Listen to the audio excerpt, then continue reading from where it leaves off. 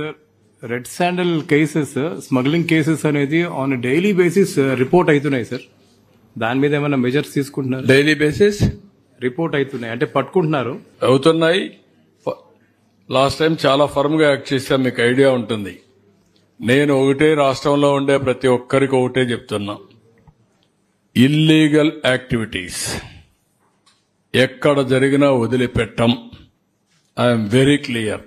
అలవాటైన వాళ్ళు ఎవరైనా ఉంటే అలవాట్లు మానుకోండి, మానుకోకపోతే మాత్రం చాలా ఫర్మ్ గా ఉంటాం.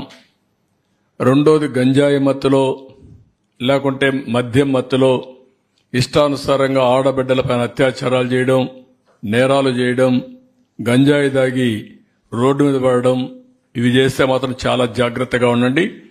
మళ్లీ మళ్లీ వార్నింగ్ ఇస్తున్నా. ఒకసారి చెప్పా, రెండోసారి చెప్పా, మూడోసారి చెప్పా, రేపు ఏం చేయాలనో కఠినంగా వ్యవహరించి చేసి చూపిస్తాం. హెచ్చరిక చేస్తున్నా రాష్ట్రంలో ప్రతి ఒక్కరికి, యాంటీ సోషల్ ఎలిమెంట్స్ కి అందరికీ హెచ్చరిక చేస్తున్నాం. అందుకే ఈ రోజు జరిగిన నంద్యాలలో జరిగిన ఇన్సిడెంట్ గాని, శ్రీకాకుళంలో జరిగిన ఇన్సిడెంట్ గాని చాలా సర్వసభ్యం సమాజం చీకొట్టే సందర్భాలు ఇవి. ఏంటంటే 9 సంవత్సరాల అమ్మాయి, 3 దేశపోయి రేపు చేయడం ఏంటి, అమ్మాయిని చంపేయడం ఏంటి, వాళ్ళు మైనర్స్ ఏంటి, మైనర్స్ కూడా మారి తయారైపోయే పరిస్థితికి వచ్చారు, వాళ్ళని కూడా చెడుదారిని పెట్టే పరిస్థితికి వచ్చారు. ఇక్కడేంటి 6 నెలల అమ్మాయి ఏంటండి,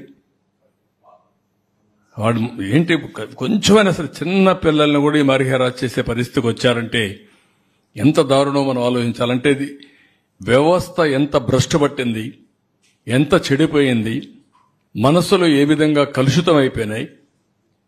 ఒక్కొక్కరు ఎట్లా తయారయ్యారంటే ఒక ఉన్మాదుల మారిగా తయారయ్యే పరిస్థితికి వచ్చారు. దీనికి కారణం గడిచిన 5 సంవత్సరాలు. దీన్ని చాలా గట్టిగా వార్నింగ్ ఇస్తున్నా. ఎవరికైనా ఇంకా మత్తుంటే మాత్రం షాక్ ట్రీట్మెంట్ తప్పదు మీకు. Be careful on that.